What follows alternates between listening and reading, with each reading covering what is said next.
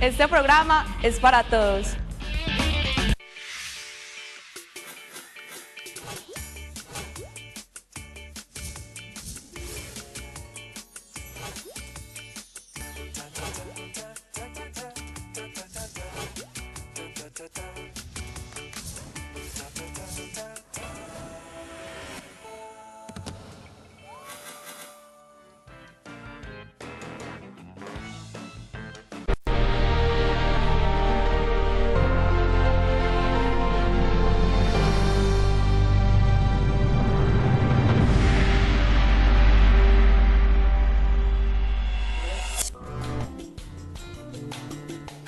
Son las 8 de la mañana y 43 minutos y como todos los martes y jueves estamos con nuestra sección de víctimas, reparación y restitución de tierras, hoy con un tema específico, doña Mónica Londoño. Hablaremos de la libreta militar para las víctimas del conflicto, una jornada que se realizará en próximos días en Plaza Mayor, concretamente para esta población el próximo 5 de julio, que será viernes de mañana en 8. Ya entraremos en detalle, por supuesto, a revisar cuáles son las condiciones para que ustedes, siendo víctimas, pues puedan acceder a este servicio. Antes de presentar a los invitados, de saludarlos, quiero recordarles que esta es una sección de servicio. Lo que nos interesa es que ustedes se comuniquen con nosotros para que directamente podamos solucionarles las dudas o inquietudes que tengan al respecto del tema de la reparación a las víctimas y la restitución de tierras.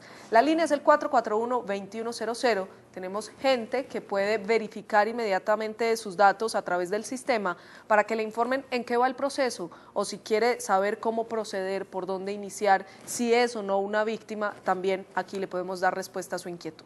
Para hablar de ese tema de las libretas militares están con nosotros Rosangélica Sepúlveda de la Unidad para la Atención y la Reparación Integral a las Víctimas, el mayor Mario Loaiza, comandante del Distrito Militar número 48, Cleopatra Vázquez, asesora jurídica, y por supuesto el señor Gerardo Vega de la dirección de la Fundación Forjando Futuro. Bienvenidos todos a Mañanas con Vos, ¿cómo están? ¿Bien?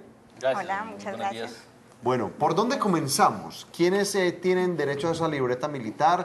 Si yo estaba prestando servicio en el momento que fui víctima, si mi familia...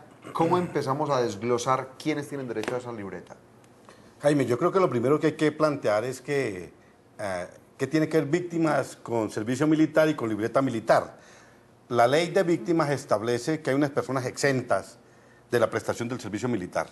Son las víctimas que, estando allí para prestar el servicio militar, pueden entonces plantear: no presto el servicio militar en mi condición de víctima. Artículo 140 de la ley 1448, de ley de víctimas. Es una gracia que hace la ley frente a esas personas que han sido afectadas por el conflicto armado y entonces quedan exoneradas de pagar el servicio militar. Y debe dársele la libreta militar. Hay un trámite.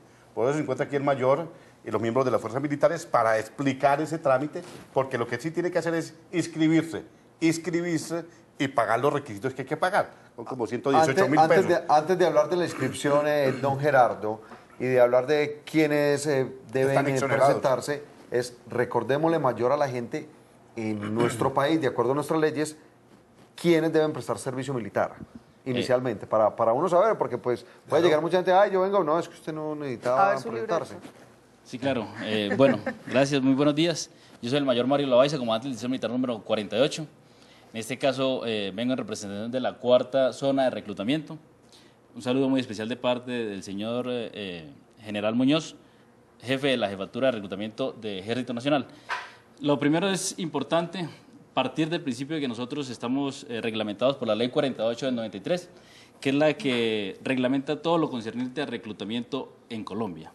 Es importante recordar que por ley la definición de la situación militar en Colombia es obligatorio. El servicio militar en Colombia sigue siendo obligatorio. ¿Después de qué edad? Después de los 18 años. Al cumplir la mayoría de edad, todo joven ciudadano colombiano debe de definir su situación militar. Pero es importante recordarle algo, que el deber y la obligación de todo ciudadano es inscribirse antes de cumplir la mayoría de edad, que es una situación que conlleva a muchos jóvenes a que se les cobren sus multas de inscripción y posteriormente a que queden en condición de remiso. Entonces, el primer punto: todo joven ciudadano colombiano debe inscribirse antes de cumplir la mayoría de edad. Y para los jóvenes que son bachilleres, deben de inscribirse antes de graduarse, sin importar la edad. Antes de graduarse, sin importar la edad. Ya conociendo esto, las obligaciones que tiene todo joven ciudadano, y hablando ya de la ley 1448, la ley de víctimas, pues en su artículo 140 exonera a toda persona víctima del conflicto de prestar el servicio militar, pero sin exonerarlo de las responsabilidades que tiene con el Estado colombiano, que es inscripciones y presentarse a las jornadas para definir situación militar. Ya me habla de requisitos porque antes tenemos una llamada. Sandra, ¿cómo está?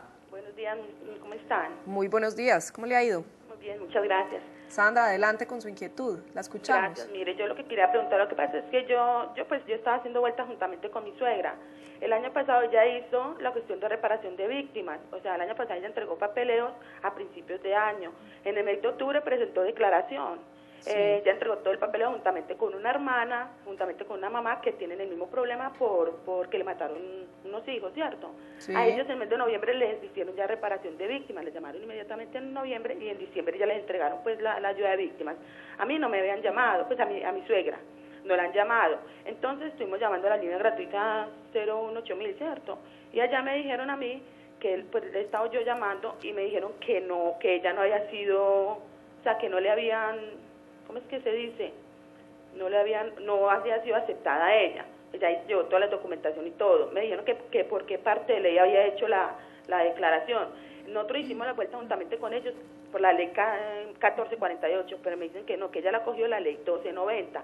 Pero yo estuve leyendo, estuvimos viendo la cuestión de la ley y no sé por qué motivo no la coge si ella hizo lo mismo, o sea, pasó las mismas partes, también ellos fueron muertos en el Popular número 1 y está la hora que a ella siempre le dicen lo mismo, que falta de documentos, y ahora le dicen que no, que ella no tiene derecho y ella es madre sola, o sea, ella tiene un solo hijo, entonces no sé por qué no le han respondido. Entonces yo quisiera saber qué tiene diferencia en la ley 1448 o la ley 1290, que no la pueda acoger a ella, o qué debo hacer.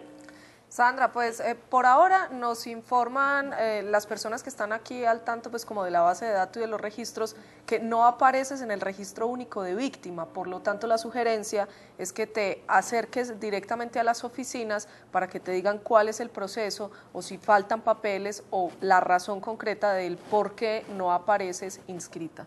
Gerardo quería también decirle algo. Me parece oportuno que se pueda establecer si es un mismo caso o si son dos casos, el de ella y el de la suegra, porque pueden ser dos víctimas o dos hechos victimizantes diferentes. Ahí nos va a contestar Sandra.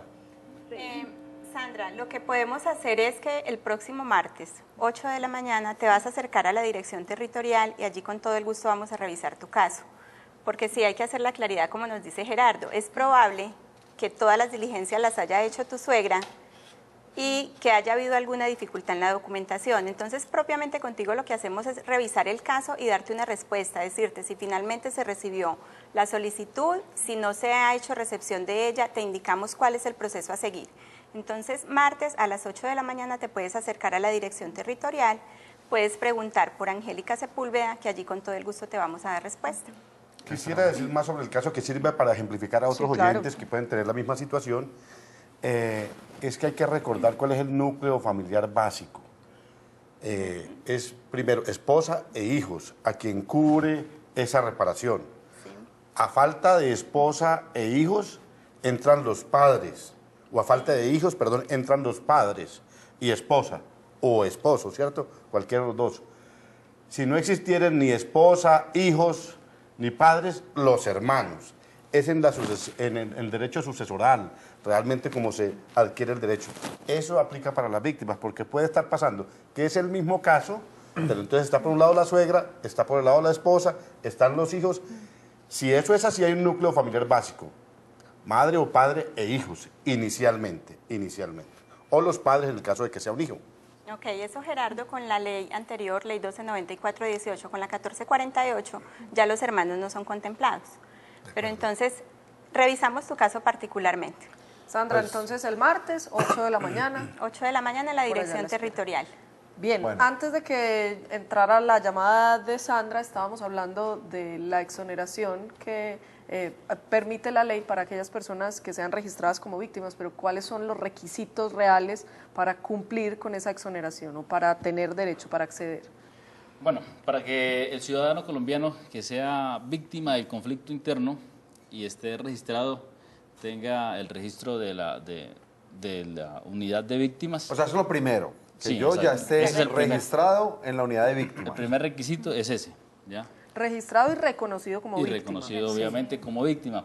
Ya una vez tenga este reconocimiento, ese ciudadano debe acercarse a las zonas de reclutamiento, a los distritos militares de reclutamiento, para que entre a definir su situación militar. Requisitos son los básicos, que es lo de ley: las fotocopias de la cédula, las fotocopias de registros civiles de nacimiento, fotocopias de cédula de sus padres, y lo más importante es que esté reconocida como víctima. Ya con eso, nosotros procedemos a agilizarle su trámite. ¿Y hay que pagar? Sí, las personas pagan simplemente el decreto, no pagan cuota de compensación militar, porque también están exoneradas de pagar la cuota de compensación militar. ¿Cuánto es el monto, Gerardo? Hablábamos ahorita. En este 118, el mayor es la persona más No, indicada. en estos momentos, actualmente, son 89.000 pesos, de acuerdo al 30% de un salario mínimo mensual legal vigente, que para esta época son 89.000 pesos, es el decreto, que es el derecho a impresión de esa libreta militar.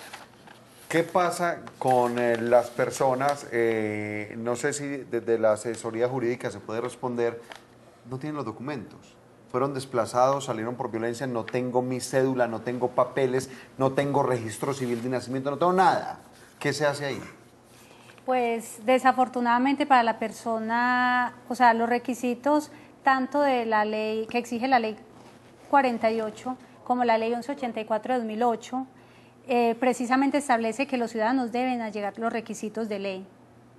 O sea, nosotros cumplimos con respetar las garantías a las que tienen derecho las víctimas del conflicto armado, que reitero, lo manifestado acá por el mayor Loaiza, que no prestan servicio militar y no pagan cuota de compensación. Pero sí, en caso de que tengan multas, la ley no los exonera de las multas, ya sería un caso que se miraría aparte, y es un caso muy particular que en cada ciudadano se analiza con base a la ley 48. ¿Funciona de la misma manera para las personas que ya tenían definida su situación? O sea, yo ya tenía definida mi situación militar, pero extravié el documento, necesito volver a reportarme como, no, vea, yo ya tenía definida, hay una base de datos donde efectivamente aparece como que la persona ya tenía definida su situación. Lo que pasa es que, por ejemplo, para el trámite de inscripción hay unos requisitos. Para el trámite de inscripción deben allegar una documentación. A la hora de liquidar, digámoslo así, para expedir los recibos, cuando ya tienen definida la situación militar los ciudadanos, ellos deben allegar otros documentos adicionales. Pero para mí es clave que el ejército respeta y reclutamiento respeta las garantías de la víctima, pero deben allegarnos pues la documentación soporte, que es la básica, que ya manifestaron, que son los registros civiles de nacimiento, Sí, las copias de la cédula, llegar fotografías y todos los requisitos. Permítanme, me devuelvo un poco con lo que planteaba el mayor hace un momento, y es que el ciudadano, si bien tiene derecho a la exención en el momento mismo en el que obtiene el reconocimiento de calidad de víctima, si el ciudadano se encuentra en proceso de valoración, allí el ejército deberá esperar a que se le defina su situación militar. Recordemos que el proceso de valoración, de acuerdo a la ley 1448, nos dice que son 60 días hábiles, entonces en este tiempo el ciudadano se le deberá aplazar para definir su situación militar hasta tanto se clarifique esta situación.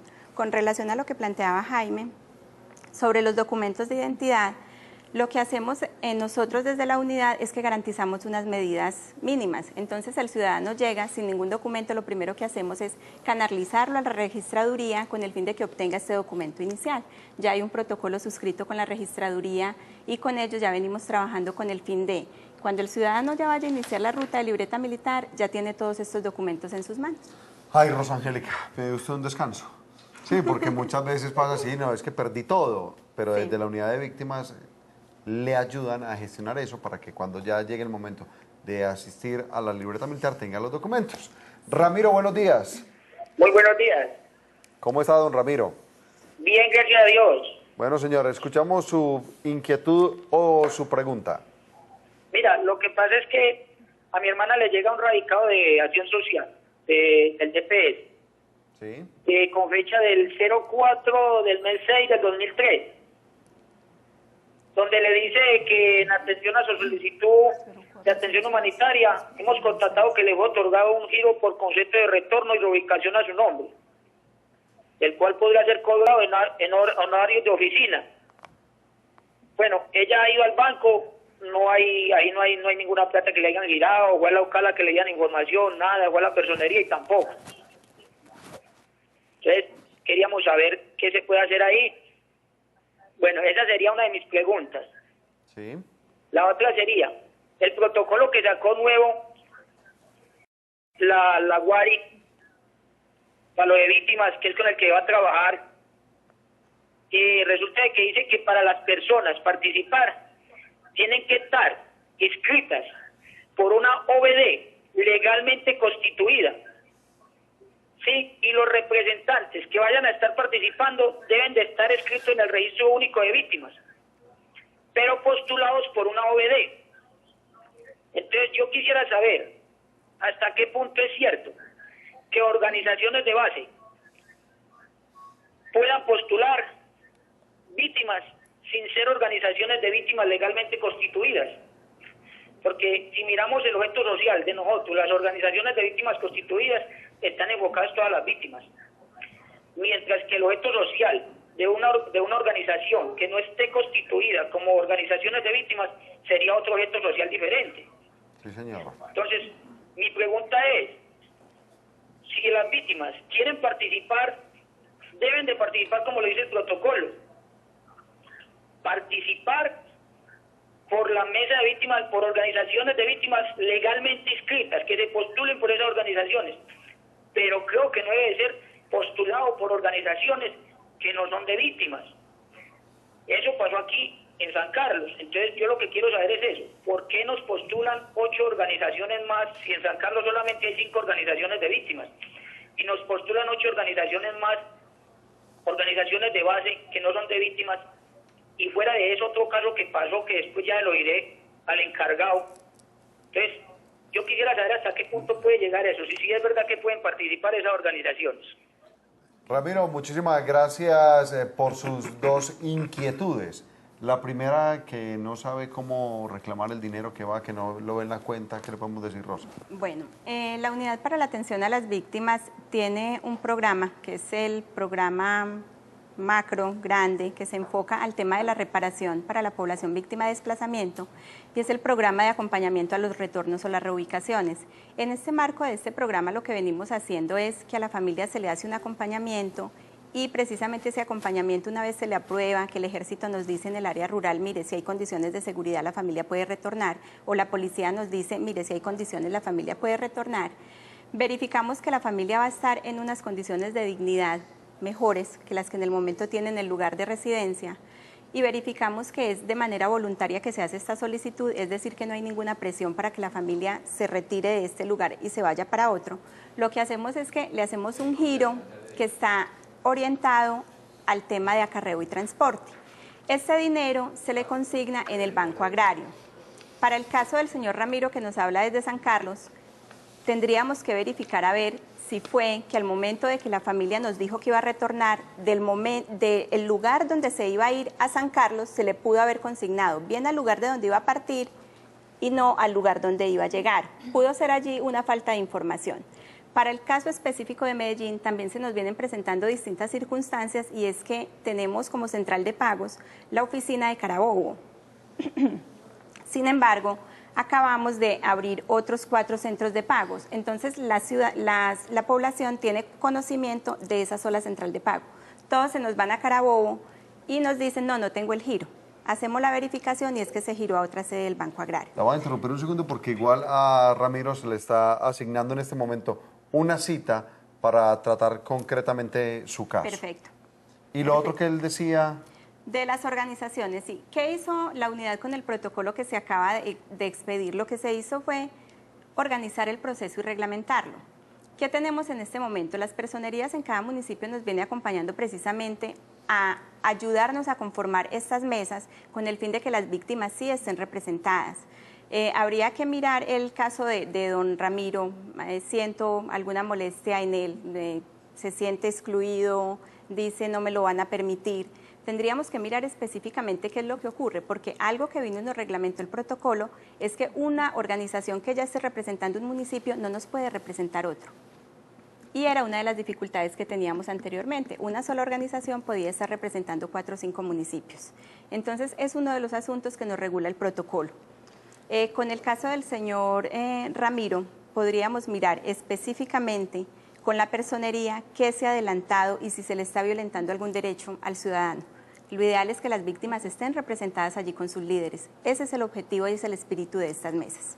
Muy bien, señores, pues se nos agota el tiempo. Recordarles a las víctimas que estas jornadas para la libreta militar se realizarán el viernes 5 de julio, particularmente para la población con habilidades especiales. Las jornadas van del 2 al 5, pero para las personas en población con habilidades especiales y las víctimas, que se incluyen, por supuesto, dentro de este día, estarán siendo atendidas el próximo viernes 5 de julio, de mañana en 8 en Plaza Mayor. Ahí está la información en pantalla. Recordemos, Mayor, los requisitos rápidamente.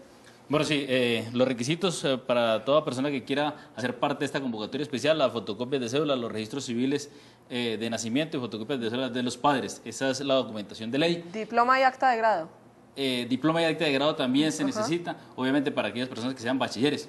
La jornada especial va convocada a todo tipo de población que sea mayor de 25 años y no haya definido su situación militar, y aquellas personas que sean bachilleres del 2011 hacia atrás, que no hayan definido su situación militar, pueden acercarse a Plaza Mayor desde el 2 hasta el 5. Vamos a estar atendiendo de acuerdo a pico y cédula, a cómo termina el número de cédula. Aquellas personas que termina el número de cédula en 0, 1, 2 y 3 van a ser atendidos el martes 2 de julio. A partir de las 6 de la mañana, de las 5 de la mañana, vamos a estar permitiendo el ingreso al Salón Rojo de Plaza Mayor. El día miércoles, para aquellas personas cuya cédula termine en números 4, 5 y 6. Jueves terminadas en 7, 8 y 9. Y el viernes para casos especiales, discapacitados, agencia para la y víctimas. Sí, víctimas y la superación de la pobreza extrema. Muy bien. Muy bien, Muchas muchísimas gracias A por ustedes, estar con muy amables. nosotros. Nuevamente por Muchas estar con nosotros. Que tengan un feliz día. Gracias. Muchas gracias. Nuevamente volveremos a hablar de restitución y de víctimas del conflicto el próximo martes. Mientras tanto, mañana estaremos en el último programa de Mónica Londoño con nosotros. Se va. Nos vemos mañana.